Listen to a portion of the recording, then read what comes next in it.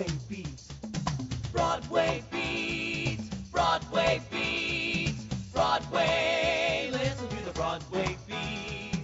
Broadway makes you wanna move your feet. Everybody's tapping into everything that's happening on Broadway beat. Broadway beat. Broadway beat. Broadway beat. Hello, I'm Richard Ridge, and welcome to Broadway Beat, where we bring you the very best of what the New York theater scene has to offer. This week we drop by the opening night celebration for the new Broadway production of one of the greatest American musicals of all time, Guys and Dolls, which is playing at the Nederlander Theater. Under the direction of two-time Tony Award winner Des McAnuff, Guys and Dolls stars Oliver Platt, Lauren Graham, Craig Bierko, and Kate Jennings Grant. We'll also stop by the first day of rehearsals for the upcoming Broadway play, Irena's Vow, and chat with the show's star, Tova Feldshuh, the playwright Dan Gordon, and director Michael Parva. We'll also give you a look at Frank Ingraziata's new one-man show called Blood Type Ragu, which is playing at the Actors Playhouse. But we start things off by letting you know that Pulitzer Prize-winning playwright Horton Foote has died at the age of 92. He is best remembered for his many tales of family, community, and the triumph of the human spirit. He was last represented on Broadway with his critically acclaimed play, Dividing the Estate. Here is one of the last interviews Horton ever did, which was opening night for that play. Oh, for goodness me. I'm just overcome by the enthusiasm and the warmth of the audience and the sense of real pleasure they seem to have taken from. And just talk about this wonderful company and this cast and this production that was put together. Talk about that. Well, the director was Michael Wilson, and we've worked together many times before, and I kind of suspected how he would do this, but I was totally surprised, really. He brought ideas and sense of caring, and it was just unmistakable. And he inspired the actors, and they all just worked as hard as they could, and we had a good production, I think. Because you love the collaboration process in the rehearsal room, don't you? Oh, I do. I love it. I love rehearsals. I'd spend my life in rehearsals if I could. Because Gerald McRaney said his most favorite part, besides doing the show, was the rehearsal time. He wishes he could just go back and just keep repeating, working with you and Michael. That's right. That's wonderful. Now, would you just take me back to the genesis of the play and how you came about to write this play? Well, it just came out of a lifetime of hearing about stories about dividing the estate and how they all were a variation of a theme. And I tried to find a way to crystallize those in the theatrical evening. And why did you set the play in the 1980s? That's when it took place. There was a downturn in the economy and things were happening. That's very truthful in the play. You know, it's as relevant today as it was in the 80s. It's unexpectedly so. I didn't think we would find it again. But here it is. They're foreclosing on houses from one end of the continent to the other. Blood Type Ragu is the new one-man show written and performed by Frank Ingraziata at the Actors Playhouse. Under the direction of Ted Sod, this hilarious evening tells the story of a family that immigrates between Sicily and America. Here's a look at Blood Type Ragu. Who's Casper? Your father, silly. Don't you know your father? Apparently not. Too bad it didn't work out with your mother. I feel terrible. Casper, Pringle him on a goat out of the oven, would you, jolly bear? Monsieur Nancy. During dinner, he waited on her like a lovesick schoolboy. More sorrel, Frank? What is sorrel? You're Italian and you don't know more sorrel. Do you mean mozzarella? That's what I said. More sorrel. Casper teaches me Italian on the bus to Atlantic City. And then, we whoopee all night, right, Casper? Mwah.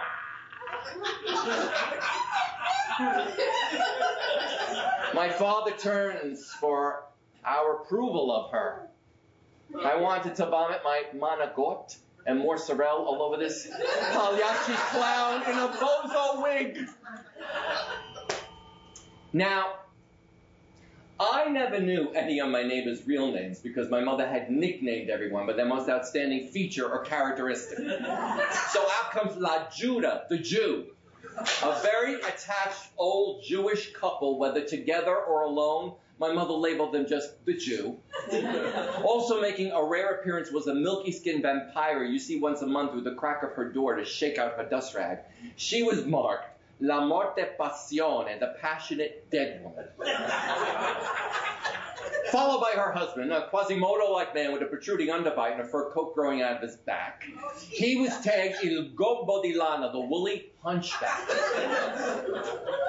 Already on her porch was my friend Joey's mom with housecoat, pink curlers, stockings rolled down to her knees, sitting in her favorite spread-leg position in front of her lawn statue of the Virgin Mary.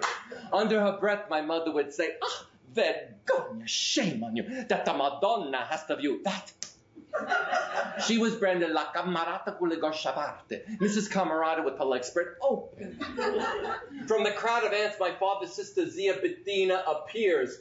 Big e fatto grande Luca, look how big he got. Oh, come to our house for breakfast. We haven't seen you in 20 years, so now we want to sew you into our skin and wear you as a blouse.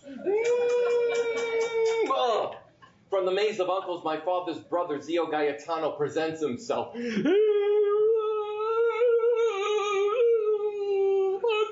mia, è so pace scucciato. Someone scraped off his father's face and pasted it on his. Come to our house for lunch. An ocean separated us, so now we want to drain you of your blood and drink you alive for wine. No 12 to eat. I'm in a land of no television, no Etch-a-Sketch, no boundaries. After a sold-out run off-Broadway, Dan Gordon's riveting new play, Irena's Vow, is coming uptown to Broadway's Walter Kerr Theater, where it will open on March 29th, starring the renowned Tova Feldshuh.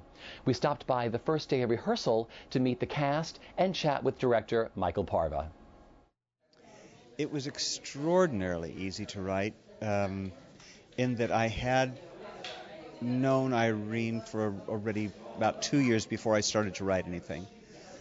And all I was trying to do was to capture the way she spoke and the way she told her story. So I had in front of me this living example that it was almost as if she was whispering my ear half the time.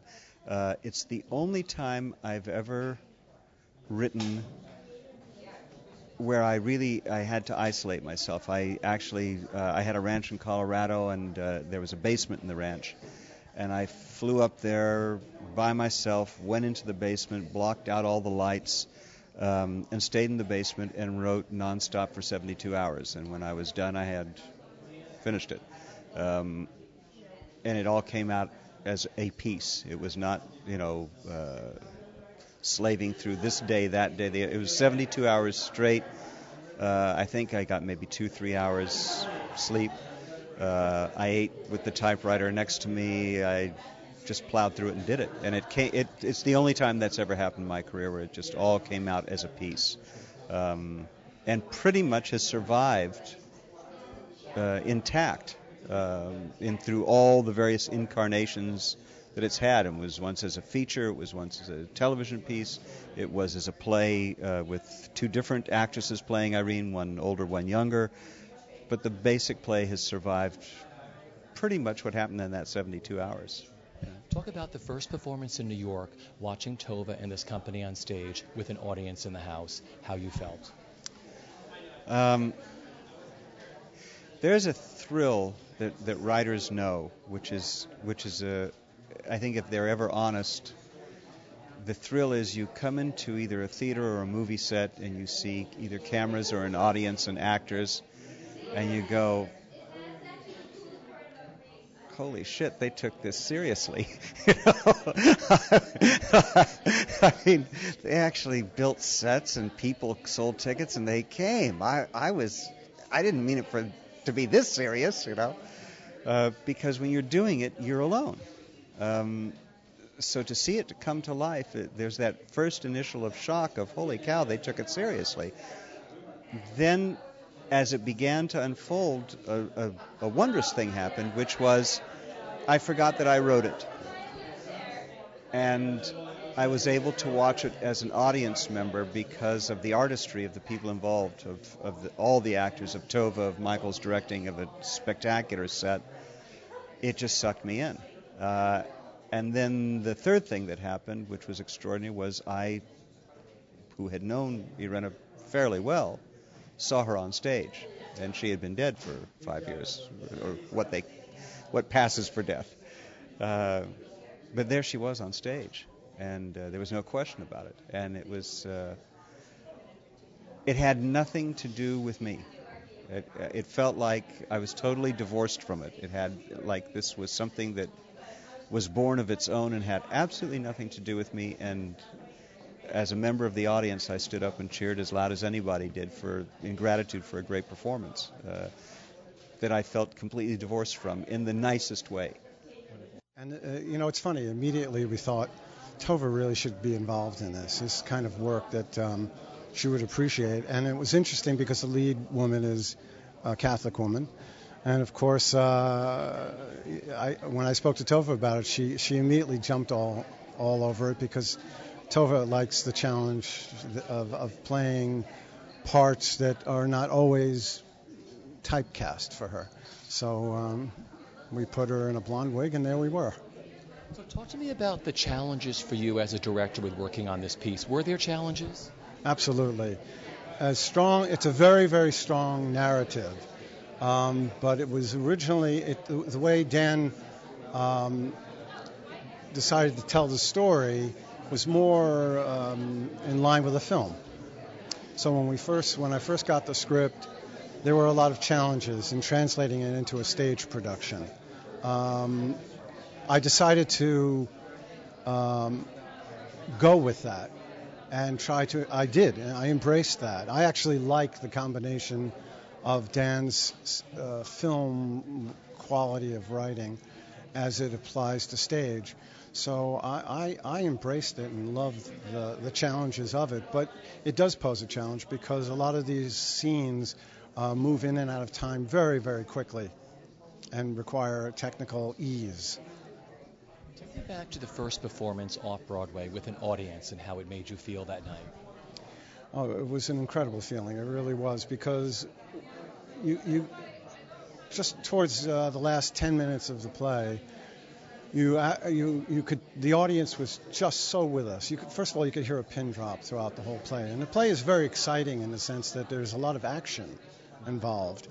And I was amazed at how quiet the audience was in following this. They didn't want to lose one bit of it.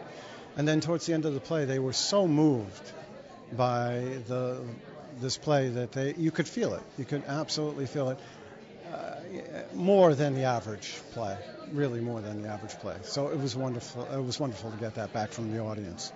This whole story, like you say, you tell in the show, you say this is all a true story. It's true. Yeah. You wouldn't believe it. Wouldn't believe it if it weren't true.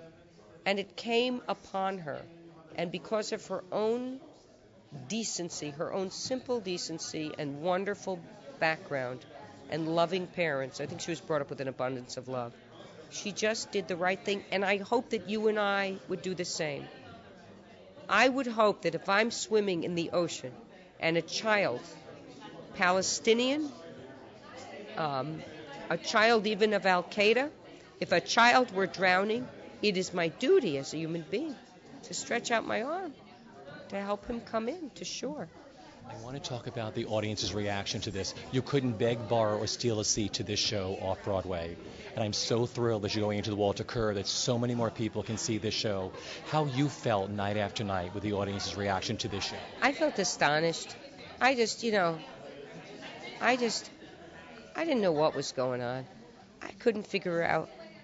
I knew we had a wonderful story, but I didn't know it was at who plays at 100% capacity without an ad? I mean, I've played at sold-out houses. Don't get me wrong.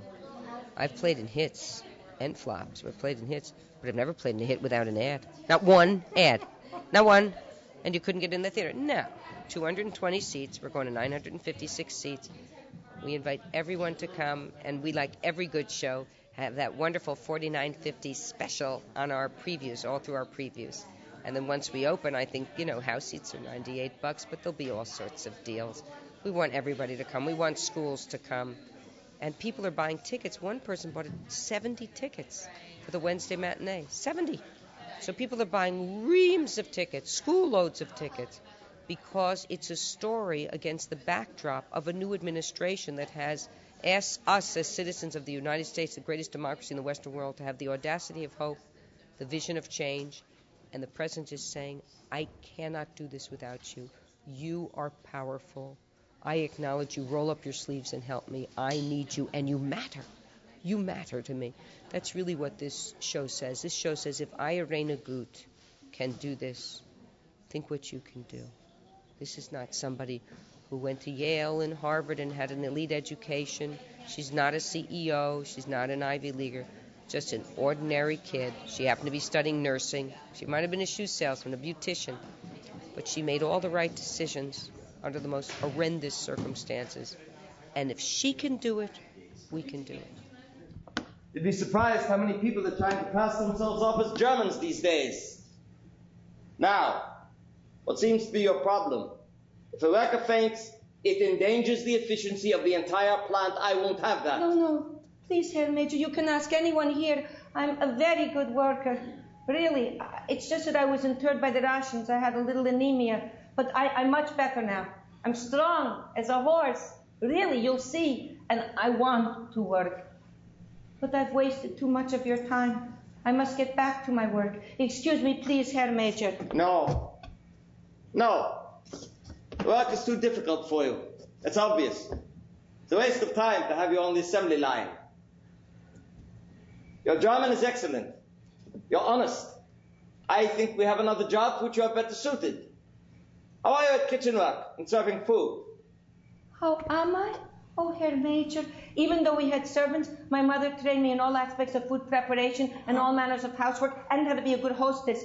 I can also launder, sew, alter. I can even do fine needlepoint. I can cook, clean, scour, scrub. Good. We need someone to bring a little efficiency into the laundry as well, huh? You'll start immediately. One of the greatest American musical comedies of all time, Guys and Dolls, is back on Broadway, this time at the Nederlander Theater. It stars Oliver Platt, Lauren Graham, Craig Bierko, and Kate Jennings-Grant. Guys and Dolls features choreography by Sergio Trujillo and is directed by two-time Tony Award winner Des McAnuff. If the size of your bundle you want to increase, we'll arrange that you go broke in quiet and peace. In a hideout provided by David, where there are no neighbors to squawk. It's the oldest established permanent clothing in New York. Yeah, essentially, I think it's probably a rather obvious idea, but I just wanted to go back to Damon Runyon's time, which, he wrote the Broadway stories between 29 and 37. And so we've said it, very loosely in 35. Of course, it's a mythic landscape anyway. But I asked Joe Lesser about this idea, and she thought that Frank would like it. So that was good enough for me. I think ultimately was to tell the best story that we could, given the original material. It does. I mean, the Frank Lesser and Abe Burrows show is you can't beat that. What we wanted to do was take Damon Runyon's world and really be truthful to it and pay homage to it. So what we did was we took the original stories, the Broadway stories, we read them all, and Des and I both went our separate ways, and then we came together and we decided that we wanted to pay tribute to his stories. So we said a lot of the show, actually the show itself is set in the 30s, which is when the original stories were written. The choreography is superb. One of the most famous numbers in the show, of course, is Luck Be a Lady. Talk about what you wanted to do with that. I had the biggest challenge because I have the great Michael Kidd to follow up to live up to, basically. So I created my own world. I had all the information And I wanted to tell a really, really thorough story. I wanted to also, in casting the show, I wanted to find dancers and actors that can move well, but also I wanted to find dancers who were characters, because I didn't feel like the show should live in a place where there was dancers and there's the singers and the actors. I wanted them to have their own sort of colors and characters. So, I think a lot of the success of Luck Be a Lady, my version of it, is the fact that you don't know who's a dancer and who's an actor. All of them, and inhabit this world and create a really, really great story. I have horrible nerves, and we get in rehearsal and we cook up these arrangements that go higher than life, and then I think, oh God, I actually have to do these arrangements night after night. And there's such an expectation with these songs, and they're beloved by the audience. And my heart beats so fast, and oftentimes after it's over, I don't even remember having done it. So after the show is over, there's this sense of like, ooh, okay, we did it. I usually generally feel the excitement of it the next day after it's over, but it's awesome, the aurora, it's deafening, and I don't know, it's great. I feel like a lucky man. It's cool. Oh, the devil will drag you under. Yes, the devil. And you'll never float it down. Down, down, down, down.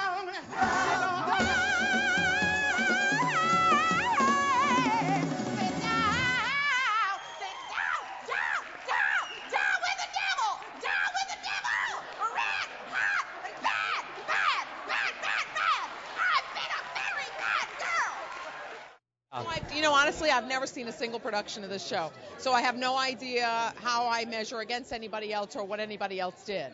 So I just made her kind of a buttoned up, sexually repressed, but churning character. And I think that that's true with a lot of people who are religious. They are tamping down a lot of stuff. So these people have admitted something. All four characters have to admit something to themselves, and they have to strip something away, and their soul has to emerge. And that's what's happening to this guy. He's giving everything up. He's giving up kind of the material world and he's gonna roll the dice that there's something better, and he doesn't know what it is. And everybody who is an adult has experienced a moment like this. It might not be as dramatic. It certainly isn't musical, I would imagine, but Des wanted to strip that moment down so that idea was communicated, and then we could build up from there. So he makes a choice that I don't want to blow for anybody, but he makes a very stark, naked choice that I've never seen before, and quite frankly, when he told me about it, I didn't think that it would work. And I think it does, and it's it's a very moving moment to experience, and you can sort of hear it being experienced on stage, too, which is very gratifying.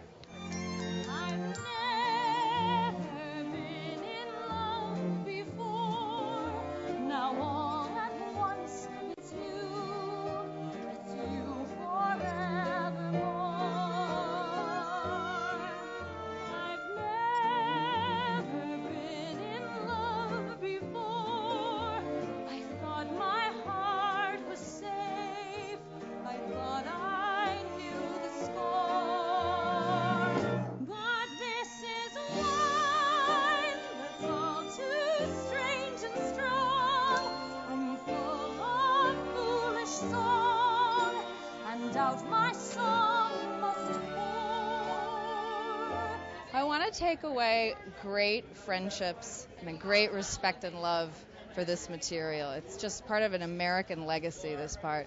And I think every day going outside and seeing the little kids from around the country who are playing Nathan Detroit and Sarah Brown and spotting who's who, and just realizing that this is a story that we tell in schools all over the country, and it's part of our American history. It's a great, great privilege. It was really interesting. It was very it's not as easy as you would think. You think, oh, Guys and Dolls, they're doing 10 productions in high school as we speak, but it's very to take the material as seriously as we're taking it, if you will.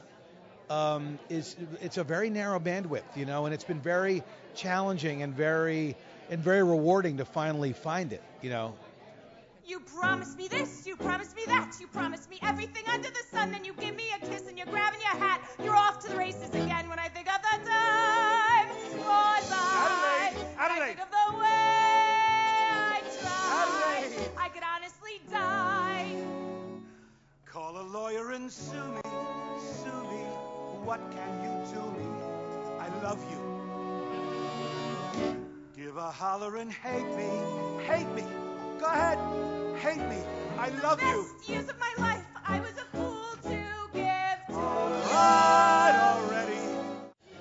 I just can't believe how beautiful the writing is and how relevant. You know, I mean, I don't think men and women have changed very much because the same issues seem to resonate with people in the audience today. And I just really, I'm bowled over endlessly by the beauty of how well it's written and the music and just, you know, it's truly a classic show.